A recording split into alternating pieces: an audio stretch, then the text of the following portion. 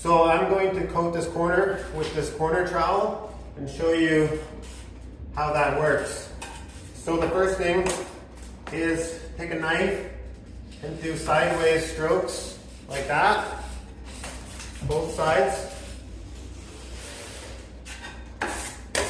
And then take the trowel, press it in, and pull it along.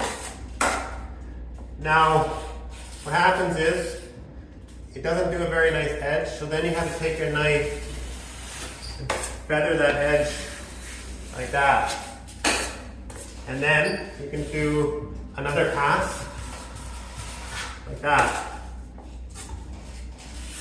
So I don't use a corner trowel very often because I have tools, other faster tools to do corners. So this video is kind of just a demonstration, and I'm sure there's people out there that could do a lot better job with their corner trowel than what I'm doing here, because like I said, I don't do this very often.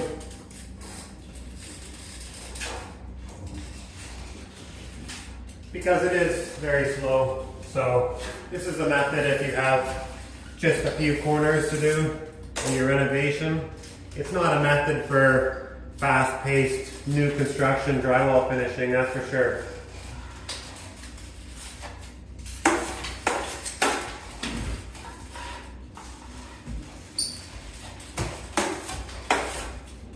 In fact, my personal opinion is that I don't even actually like it that much.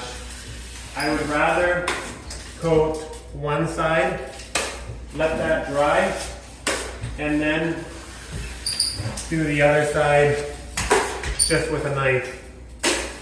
But if you have a job where you can't wait for one side to dry and then come back and do the other side, then I think this corner trowel works pretty good. So that is how a corner trowel works. And it's not bad, it's just very slow. So that's about a wrap for this demonstration. Hope you found that helpful. Thanks for watching.